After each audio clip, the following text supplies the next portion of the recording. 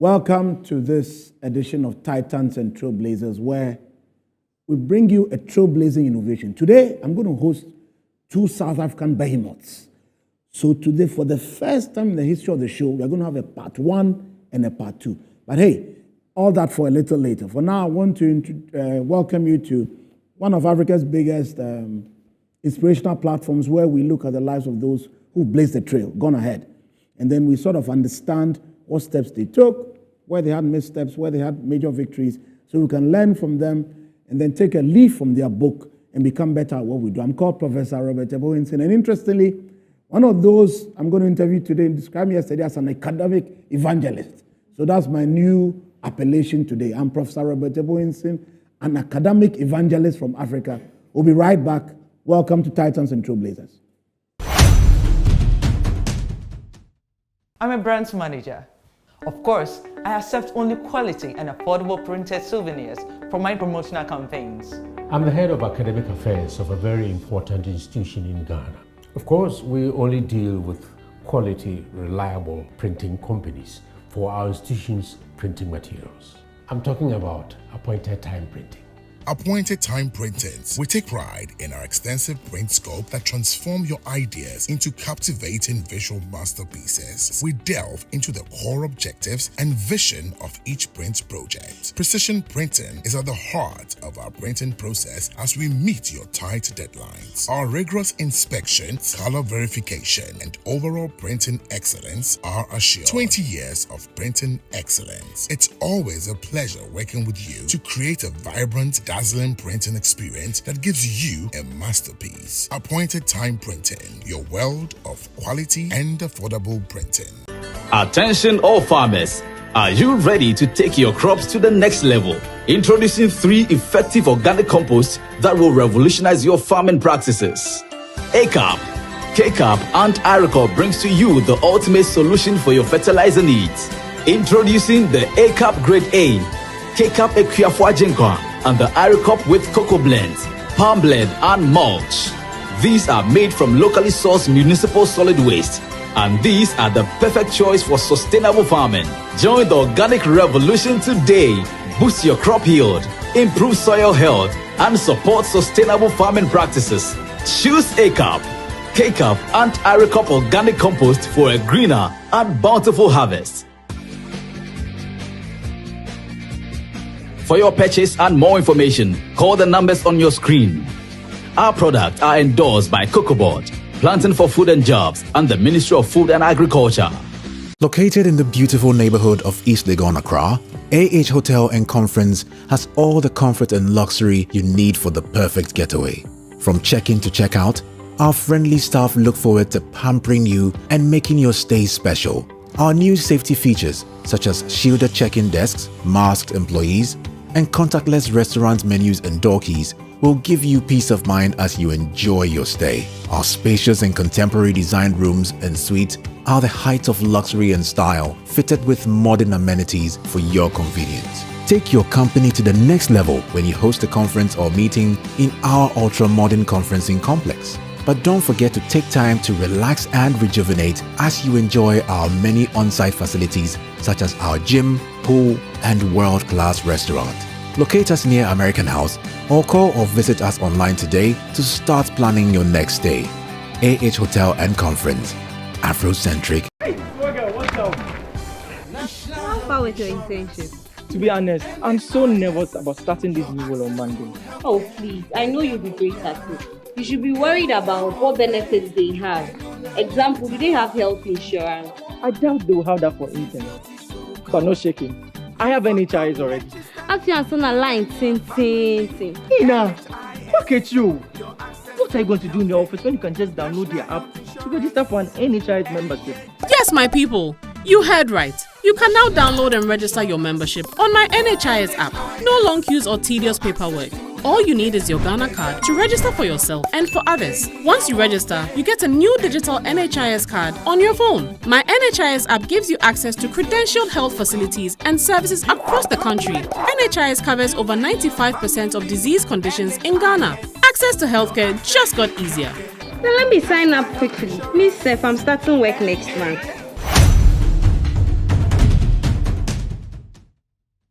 So, welcome to Titans and Trailblazers again. Today, my monologue is on a book called Digital Service Delivery in Africa, Platforms and Practices. And this book I edited with my friend Ugechi Adiola, who's at the University of Kigali right now. Jude was finished his PhD, was a postdoc in France at the time we edited the book. And then Professor Netwera, who is the part one participant of the show today, fantastic guy. And I'll come to you very soon with what he's done, what he is to me, how he's my friend. But this book we wrote because the argument about digital has ceased. The whole world is digital. So we felt as if for Africa there was a very important need to sort of understand how in the service sector in particular we could harness the transformative potential of digital technologies to create sustainable competitive advantages. So we got together and got a fantastic set of authors from inside and outside of Africa to write chapters like Digital Channels, Catalyzing Business in Fast Expanding Markets. I co-authored this with my friend A.C. Elliott from the US and Anthony Annan and Martin Epler. Chapter 3 focused on the role of African-founded firms in the growth of digital economy. Chapter 4 looked at customer relation management and business performance. Do digital platform capabilities matter? Chapter 5 was on digital supply chain in sub-Saharan Africa. We're looking at a multi-country study. Chapter 6 was on digital entrepreneurship in Africa, case studies of Nigeria and South Sudan. Chapter 7 looked at digital informal credit systems for student entrepreneurship promotion in higher learning, the case of South Africa. Chapter 8 was a chapter I co-authored one of my former student, Louis Tete. I think he's in Australia studying for a PhD now. We wrote a fascinating chapter called Banking the Cocoa Farmer in Ghana, the role of mobile technology. Chapter 9 looked at strategy in digital business, an East African perspective. Chapter 10 looked at digitalization and public sector delivery in Kenya. Chapter 11 was digital skills and strategic postures, insights from African digital entrepreneurs. 14 was on skills and competencies for digital business. 13 was on virtual teams, the new work norm for the post-COVID-19 era. Now, this book, look, you have to get it. Because you see, digital service delivery is a key driver of effective management, value creation, and improved customer engagement across Africa. There are some things you can debate. There are some things that I give it. I'm sorry. This is a given. So please, just to share with you some of the highlights from the chapters I just spoke about. The one about digital channels and catalyzing businesses in a fast expanding African market. Our focus was on how digital platforms like mobile money, e-commerce, and social media are transforming customer engagement and market access in Africa. Look, for more, just buy the book. Go to Amazon, order a copy, go to the Paragraph website, get a copy, read it, implement it. Whether you're a doctoral student or looking to create a better business for a better Africa, this is the book for you. Buy it. We'll be back with more of Titans and Trailblazers. See you.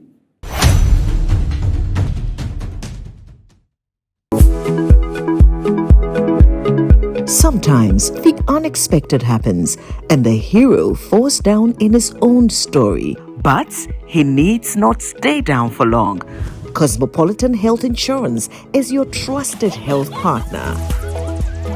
Whether an individual building a business, with Cosmopolitan Health Insurance, your medical care is our concern. For the best health insurance solutions for corporate institutions, groups and associations, families and individuals, choose Cosmopolitan Health Insurance from our over 700 accredited health service providers nationwide. Call us on 0302 540 668 or 0501 678 547 for all your health insurance solutions.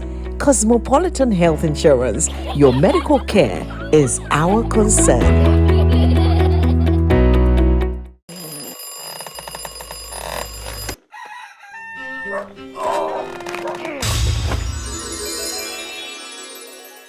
Who are you? Who are you?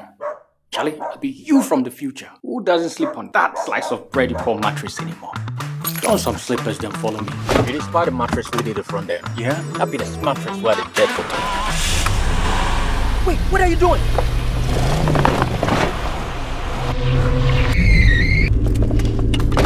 Wow! No damage at all. Not only durable, but also super comfortable. Come on, try it.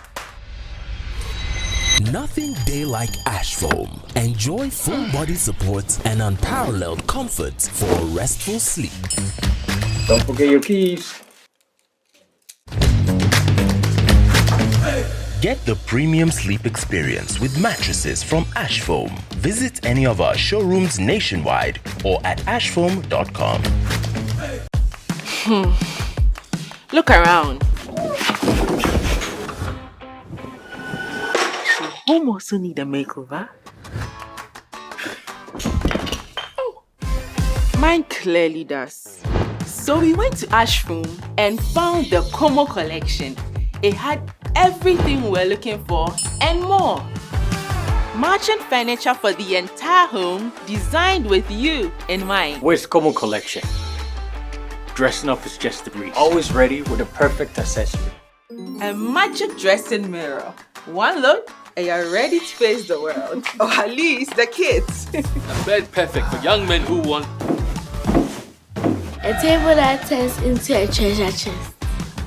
And finally, a sofa with this grand TV unit for family time at home. Head over to any Ash Foam store now and discover the new Como collection. Ash Foam, feel it, know it. Experience the enhanced protection of Star Motor Third Party Extra from Star Assurance, an enhanced motor third party insurance policy that provides cover for loss or damage to your vehicle's windscreens, side mirrors, back glass, and other glass components. Whether it's a crack or major damage, you can drive with the assurance that your vehicle is well protected. Our commitment to you includes affordable coverage options and a claims process that is both fast and straightforward, so you spend less time dealing with paperwork and more time on the road. Also, we have proudly partnered with Hope for Little Lives, an organization dedicated to supporting children in need. By choosing Star Motor Third Party Extra, you're protecting your vehicle and making a positive impact. Every policy you buy helps bring joy and support to children in underserved communities.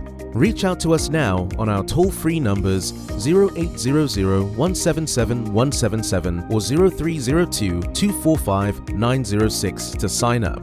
Let us help you drive with peace of mind and purpose. Star Motor Third Party Extra.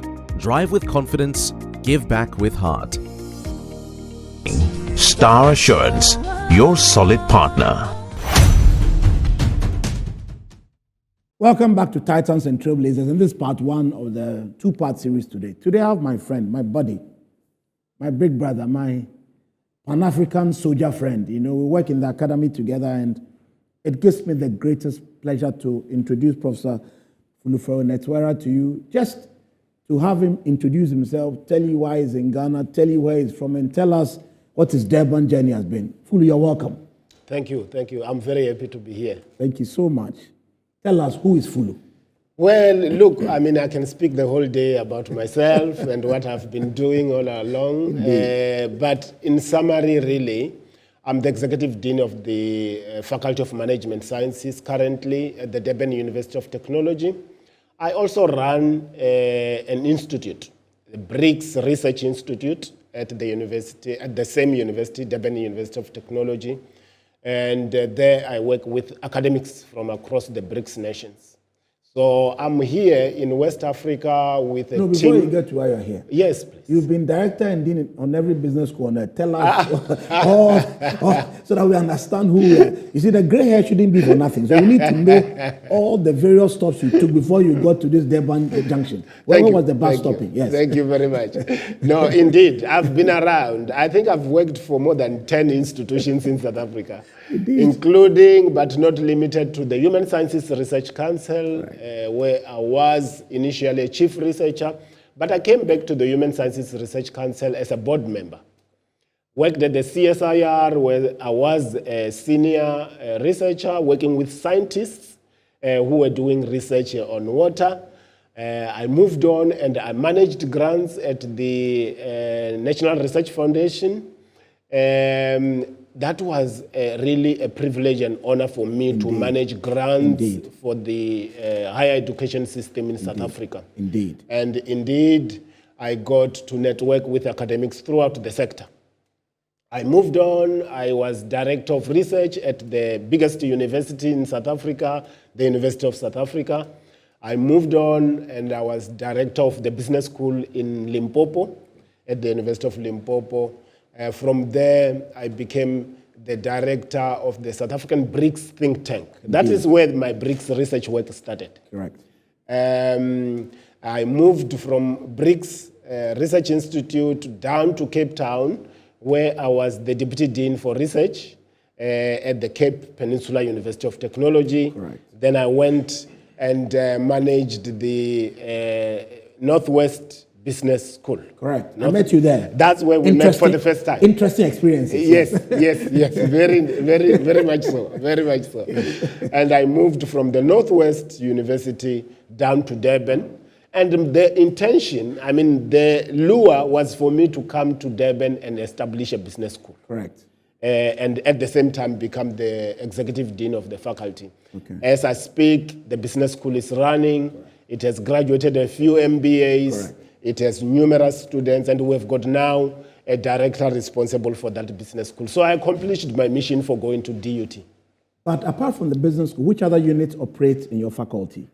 Within the faculty, we have 12 departments. 12 departments, okay. And those departments include some flagships. The hotel school, for instance. Indeed. We also have the Center for Nonviolence. It's a very important center. Interesting. Non-violence. Yes, non-violence. Okay. In that center, we have got academics doing work throughout the continent. Okay. And our students are coming from as far as Ethiopia, Central African Republic, Nigeria, studying peace initiatives across the continent. Interesting. Yeah. So their work is influential in getting us a better Highly Africa. influential. Okay. Highly influential. Okay. Policy work funded by UN and funded by other international NGOs. Indeed. Yeah. So why are you in Accra now? What's going on with your large team? First of all, tell us how large your team is and why you're here. Yes. This is a very important movement of the people. Indeed. I concur. We assembled a team of 15 senior academics of the university, all the deans. Unprecedented. It's the first time it's done at DUT. Absolutely. 15 academics, 6 deans of all the faculties. We started in Nigeria. Wow. And we met with the executives of 4 universities there. Indeed. Afe Babalola, Awafemi Awolowo, yes, and Ibadan, Indeed, and Lagos Business School. Indeed. We came through, yes, to Ghana, and we started at Takoradi Technical University. Absolutely. Yesterday, we were with the GCTU. Absolutely. And later on, we were with the numerous other universities signing MOUs. Indeed. And today we are here to talk about it. Fantastic. Look, I think the DUT story with Ghana is nothing short of transformational. 100%. And you graduated several PhDs at the Takoradi Technical University. 17. Yeah. We currently have GCTU faculty also studying for PhDs. We are doing collaborative work with your university. My question to you is, why is it so crucial for us to develop these South-South partnerships for developing the continent? And then from that, we'll segue into your talk and what it was about. Yes. Yes. You know, when I worked for the BRICS think tank in particular, yes, and there as a representative of South Africa in the multilateral body, correct, we championed the interest of Africa. Indeed. Yes. So South Africa is in BRICS for Africa, not for itself alone. Absolutely. So it inspired me a lot because every time we speak, we spoke as a voice for the continent. But I've read extensively on Kwame Nkrumah and his writing about uniting Africa. And I share that particular vision. It's very important for Africans to work together in order to develop this continent. And when I got to DUT, on the first year, 2020, I said, we've got to establish partnerships in the continent. Correct. I don't want us to be running to Germany and France. It's fine to have partnerships there. Indeed. But our main focus should be our continent first. Absolutely. Before we talk about everybody else. That's a clear South-South focus. It's a clear South-South focus. Indeed. Yes. And we started the partnerships with Takoradi, with Nigeria, Afeba Balola, and we are here today. We have no less than 10 MOUs signed already, Indeed. And we've got students from all over training with us, including academics who are also supervising students. Absolutely. So given that you are an academic and you are an administrator in the academy, what do you think the role of the youth should be in building a better Africa? You know, because they face very interesting challenges nowadays. 100%. Yes, you are very right. I think our youth, but for starters, maybe, let's say, I think our academy needs reorientation. I agree, a reset. In fact, that's the biggest word in Ghana, that reset. Yes. We need that reset. I agree. Because you can't... But you said it, so that I don't get into trouble when you go back to South Africa. We need a reset, yes, exactly. We need it more in South Africa because majority of our academics were trained under Bantu education. Indeed. I really encourage people to read about Bantu education. Indeed. It trained people to be servitude and to also try their best to please the master. Indeed. And we need to redirect. Indeed. Yeah. We need a reset so that the future and the current cohorts of academics have a totally different outlook. I agree. Yes. So that's where we should start. Train the trainer. Indeed. So that the trainer can train new and future I totally agree with you. entrepreneurs and the differently. trainer cannot use old ideas for a new age. No. It cannot I'm just work. saying it because you said it. It won't work. All right. Okay. It is the foolish ideas I'm building on this show. That the trainers need they need to refine their ideas and translate from old thinking to new thinking in order to deal with the new age. 100%. It's a correct equation. 100%. Okay, this is in foolish actual ideas. fact, Yes. They call it the banking system. Indeed. So the trainer would just come and tell you stories, and all you do is listen to him and go and regurgitate. That's it. You know, it's well written about. That's it. So we need to change that. Okay. Our new trainees have got to be out there with society, Absolutely. with corporates. Absolutely. Yes. They should see the problems and fix the problem. So they shouldn't say things like, oh, we don't train students for the market. We just give them basic training. When they come, you train them. That's your business. No. We don't talk like that. We don't talk like that. Oh, okay. Not this anymore. is Fulu from South Africa. Yes. Okay. All right. Okay. So you gave a talk yesterday at the Ghana Communication Technology University. You spoke about the Africa we want, the Africa we should claim. Just give us a 3-4 minutes, 5-minute summary of your thoughts and why we need to listen to these ideas to take Africa forward. Well, Prof. Winston, when I look to Africa, I get very worried. But I'm much more worried about my own country first. Okay. Because I think it's worse off in comparison to Ghana and many others. Correct.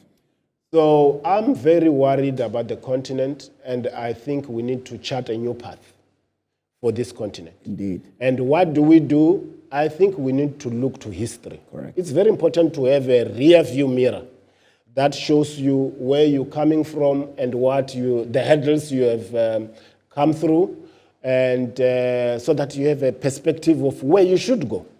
And I think we have lost that perspective to a great deal. Indeed. So I think the Africa we need, the Africa we want, is an Africa that's self-sufficient, number one. Indeed. Self-sufficient. Yes.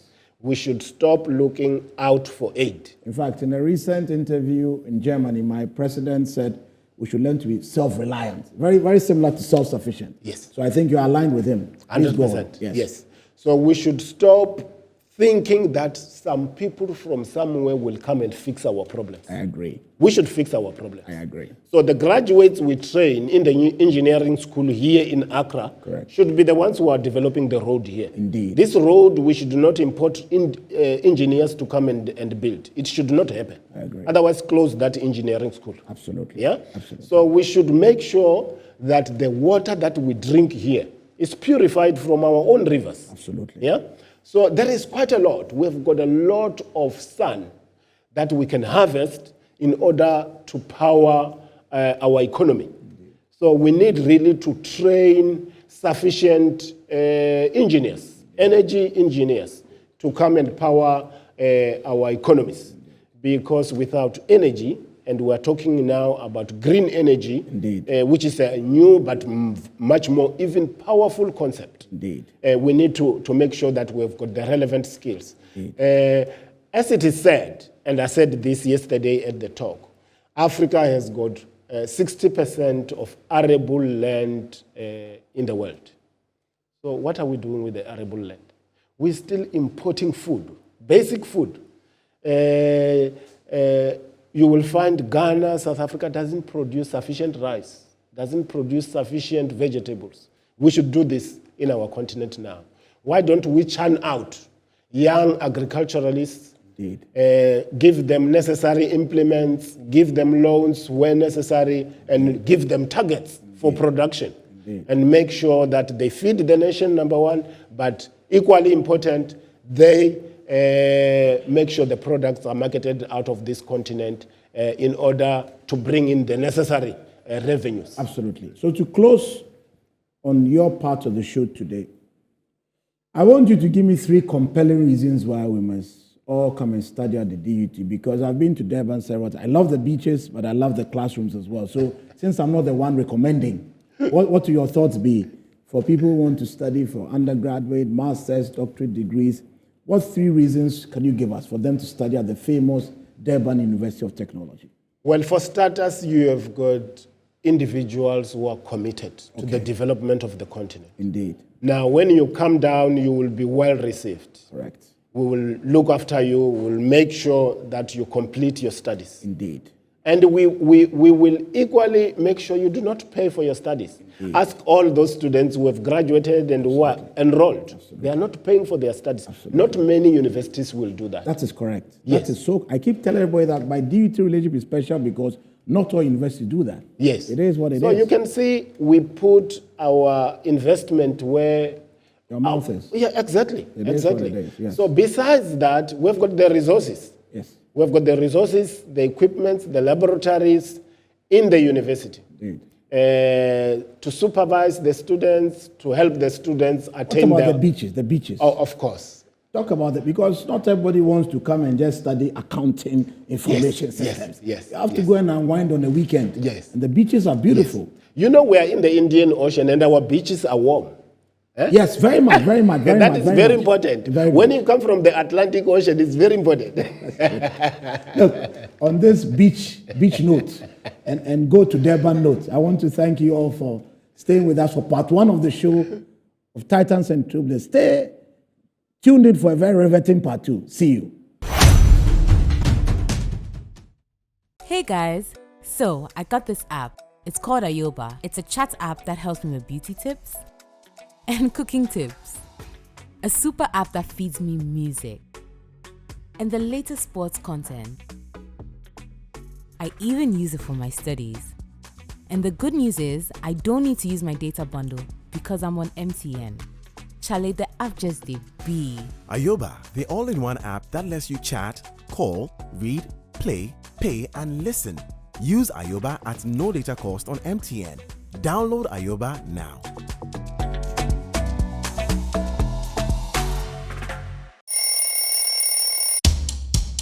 Anti-cavity, gum protection, brighter teeth, and fresh breath. I'm fat Missy Wayne. The Pacho Bantama. Matias.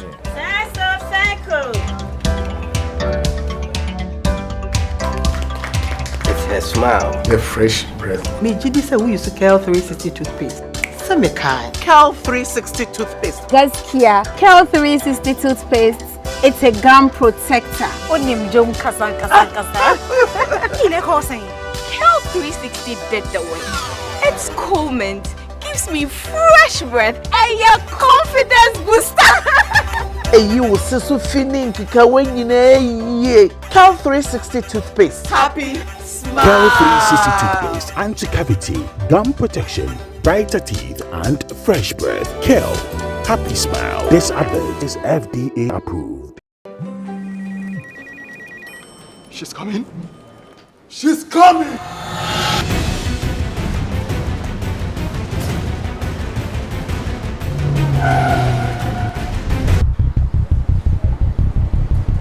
Oh, it's in.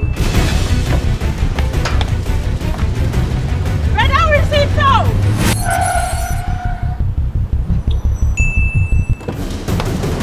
Boss, let's go back. Here, take this. She's coming. I know. Go to the pharmacy now. She's coming! Oh.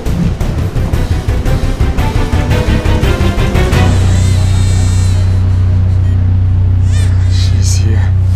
Pay faster, pay safer, and pay easy with Momo app. Download now and pay with the QR code, merchant ID, and so much more.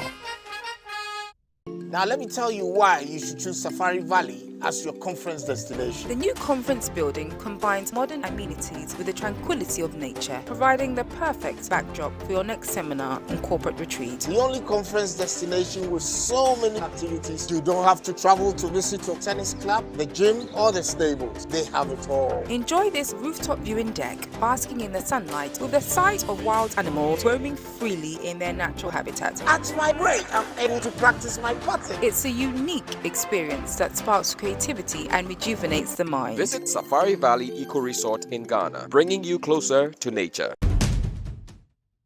Welcome to part 2 of this 1 in a million edition of Titans and Trailblazers, because it's a 2-part Durban edition. From one executive dean, we are moving on to another executive dean. But this one is interesting because he's called Professor Oludayo Olugbara. Now, since my aunties married Nigerians, I can smell a Nigerian name when I hear one. But let's hear from Professor Olugbara. Sir, tell us who you are, where you were born, how you are in Durban right now, and why you enjoy your job so much, sir. Yeah, thank you very much, Prof. My name is Oludayo Olugbara. As you have rightly said, I'm from Ondo State in Nigeria. I was born in Ifon and I grew up in Ifon. Excellent. So, and I left Nigeria for South Africa during the ASU, Academic Staff Union of Nigeria University crisis with federal government. That's a long time ago. So, yeah, I was one of those union leaders who were actually suspended. You were fighting for rights. So, yeah, for rights. I see you're a fighter. So, okay. And then some people said I ran away from Nigeria to South Africa. So it's interesting you say that, because there are some leaders in Ghana too who have recently gotten some posts, and we are like, so were you really a leader? But that's another discussion. You go on. Yes. So that time my PhD was stopped because of the crisis. So I was to defend. Okay. And then they stopped it because they have much more power than I do. So Indeed, when I got to South Africa, I enrolled for my PhD again at University of Zululand. Oh, Zululand. Yeah. We were there last year. So after that, I got a job with Durban University of Technology in 2010. So 2010. 15 years. 15 years. Yeah. Strong. So, and then I became the executive dean of the Faculty of Accounting and Informatics. So that's where. But when were you appointed executive dean? First January to 2016, I was acting. Okay. So I acted for one and a half years. Correct. And then in 2017, June 2017, exactly my birthday, so I became the substantive.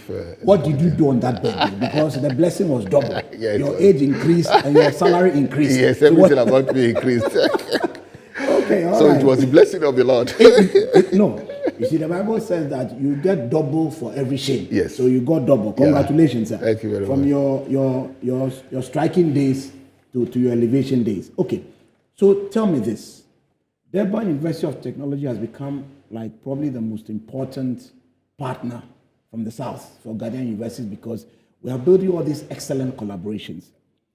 But I have a colleague called Frank Boatin, cool guy. I think he's doing his PhD in your faculty, and he's very excited every time I meet him. It's like, we did one paper, we are doing another paper. I said, this paper is, are you doing well? Oh, Prof, don't worry, the quality is good. I said, okay, today you are here. Tell us why the Faculty of Accounting and Informatics is such an excellent proposition from the DUT. Yeah, thank you very much, Prof. The DUT is unique. Of course, we say we are distinct from any other university because we have a very clear picture of where we are heading the university to. So in my faculty, which I can speak for, I can't speak for the entire university because I'm not the Vice Chancellor now. Indeed. So I'm the Executive Dean of Faculty of Accounting and Informatics. Of course, I can speak for that faculty. So in 2017, we decided we are going to be known throughout the world for excellence. Excellence in everything that we do. And of course, we also believe in a very good learning environment, which we call psychological learning environment. So in terms of our faculty, we normally boast that there's no university in Africa or many places around the world that has what we have in terms of ICT and ICT infrastructures and facilities. We are best, and we provide support for our students. So that's why people are always excited when they come to us. But you gave a very fascinating presentation yesterday where you tried to hypothesize about a certain African way of education or something very innovative. Look, tell us, share with the whole world what you shared with us in Tesano yesterday. Yeah, obviously, our education systems in Africa is problematic, and that's where we have to start from. Again, you said it, I didn't say it. Yeah, Yes, I yes. said it. Okay. I've also said it in other places across the world, and then somebody has to do something different. And I am that person who actually had the vision for a very long time ago that I was going to change. I see you talk about trailblazing here. Yes. So that was trailblazing one. So trailblazing one. Go ahead, Mr. Trailblazer. Yes. Yeah, so I'm a trailblazer. Correct. I've seen Novel path that I want others to follow. Indeed. I also believe that as a trailblazer, I should walk past the crowd. I don't follow the crowd. So I believe in that. So what we have done is that we look at our education system and the challenges, and then we try to address those challenges. Many people in Africa believe that the main goal we have at university is to train students, for the world of work. When you've graduated from the university, you have to find a job, and then automatically send your CV out. Send your CV out. Yes. So we are saying that's not the ultimate of university. The reason we have universities across the world is to develop students who develop their community. So we can't say we have university and we have bad roads. We can't say we have university and then we have sickness and disease and nobody is doing anything. And then we are training students. So the approach that we use, we reverse it already. And then the approach is more of knowledge learning, knowledge-based learning. Correct. So which simply means that there is a teacher who is the lord of the students, and that teacher has to speak to the student. And through that process, the teacher is transferring knowledge to students, thinking that that knowledge will be useful for students, and the student will be able to do some other things with that knowledge. It's not possible because there is no correlation between knowledge and skill. So what we have done in partnership with Tianjin Vocational Institute in China is to reverse that approach. Say, first, knowledge and skill are very important, but skill is more important than knowledge because knowledge is what you know. What you know cannot give you a job. What you know cannot help you to create a job. But skill can really help you. So the reason we have School of Football is to actually train students into play football and come out to play football and win Ballon d'Or. And earn £300,000 a week. Yeah, and earn £300,000. So without university education, people are earning even more than professors. So that's a problem that we try to reverse. Exactly. And that has been our basis. And then we have created a platform to actually change the education systems in Africa to something more meaningful to society. So you graduate from the university, you should be able to contribute to your society and grow society. You don't need to look for a job. Jobs should look for you, obviously, and that's our hypothesis. But you gave some practical examples about projects your students were engaged in. Yeah. You showed us some labs, how some ladies were winning awards. You showed us some media outlets. Take us into what is happening practically in your faculty. Yeah. Just so that people can learn from it. So what is happening practically in my faculty is that we want students to acquire skills.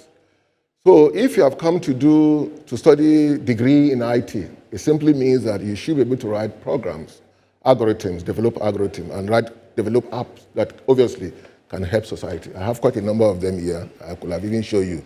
So we build those practical solutions, and that's what they do. So we provide the environment and all the resources they require to work with, to build solutions. So that's what we do.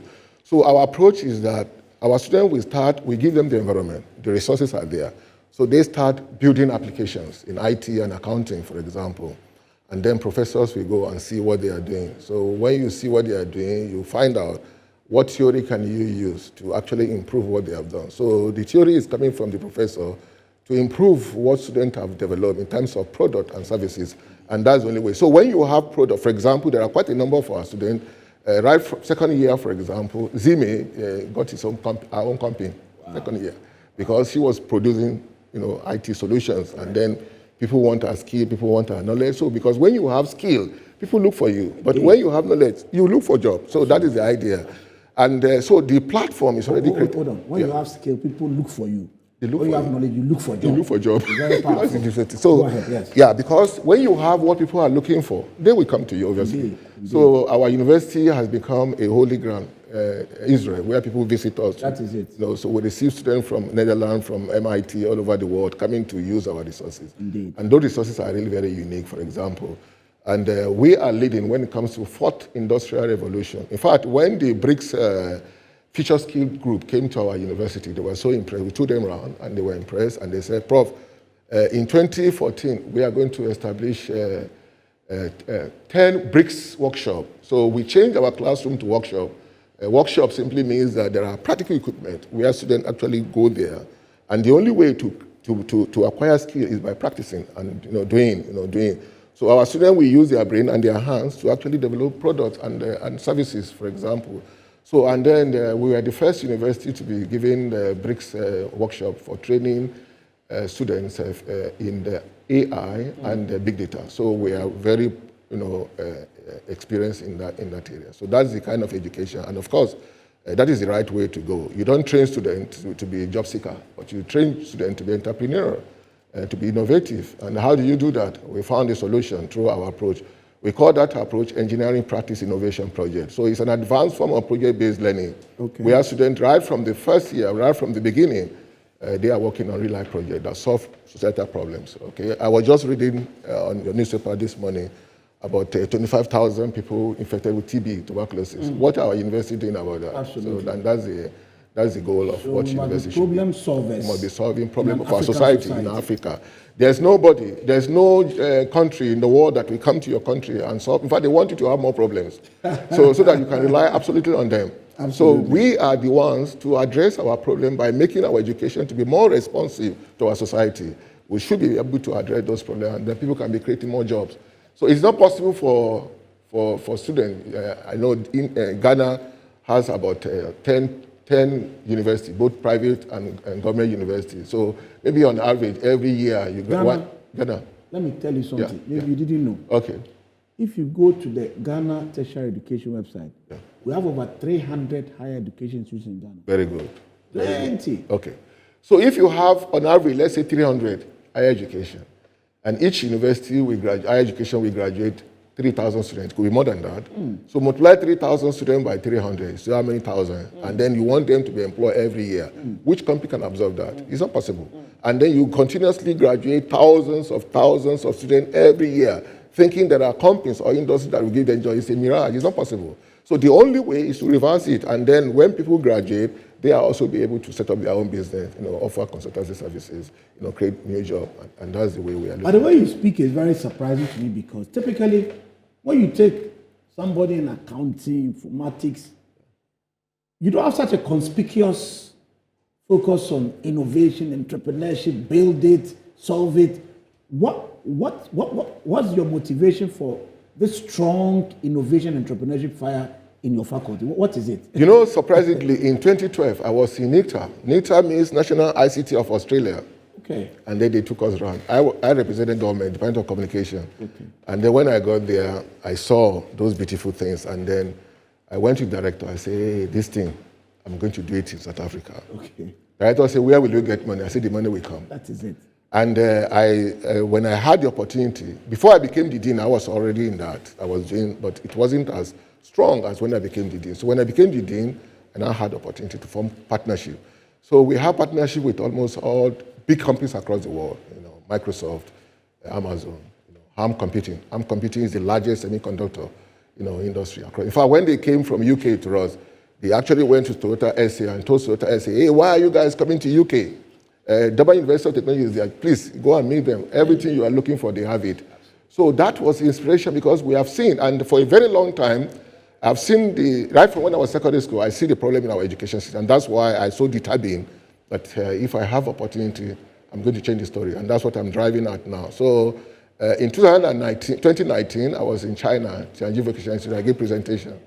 And they say, oh, Prof, you are unique and you are different. So they brought Professor Lin Jin, who stayed with EPIP, and then we met. So from then, I began to change things around. And of course, we believe that leaders should change things. Leaders should not rely on status quo. So People who came before us, they have done certain things. 200 years ago, Ghana was not like this. Okay, but today, some people had their own value. So I believe that if you are talented, you must have the competency to do something. And if you have the competency, you must be committed to actually do something.